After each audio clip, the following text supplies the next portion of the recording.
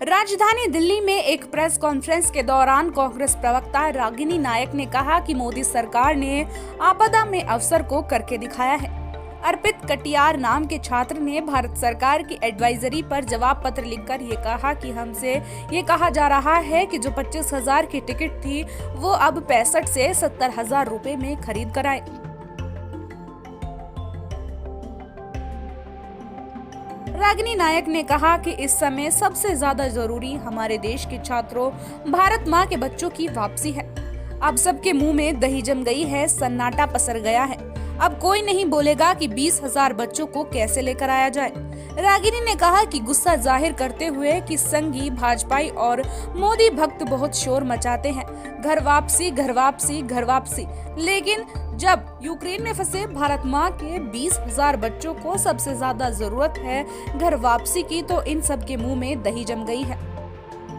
आपदा में अवसर किसे कहते हैं? मोदी जी के ये सारे नारे जो होते हैं वो सबसे ज्यादा उन पर ही लागू होते हैं।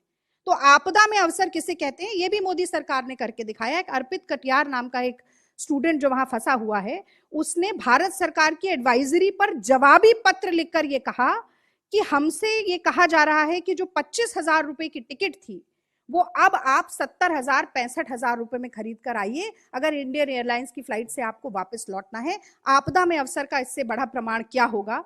मैंने तो इससे ज्यादा बड़ा प्रमाण अपने जीवन में देखा नहीं। बहुत शोर सुना होगा आप सब लोगों को, घर वापसी घर वापसी घर वापसी। संघी भाजपाई और मैं तो कहूंगी मोदी भक्त सारे बहुत शोर मचाते हैं घर वापसी के बारे में। और आज सबसे ज्यादा जरूरी जब हमारे देश के विद्यार्थियों, हमारे देश के बच्चों, भारत माँ के बच्चों की घर वापसी है, तो मुंह में दही जम गया है, सन्नाटा पसर गया है। अब घर वापसी का शोर नहीं मचेगा। अब कोई नहीं बोलेगा कि कैसे 20,000 बच्चों को वापस लेकर आया जाए। बिल्कुल ठीक कहा है राहुल गांधी जी ने कि क्या इवैक्यूएशन प्लान है आपका, बताइए। एक बॉर्डर से दूसरे बॉर्डर धक्का खा रहे हैं आज हमारे देश के बच्चे। बता दें कि रूस और यूक्रेन के बीच पिछले कई दिनों से युद्ध चल रहा है और भारतीय नागरिक यूक्रेन में फंसे हुए हैं, जिनको लेकर अब राजनीति भी शुरू हो गई है।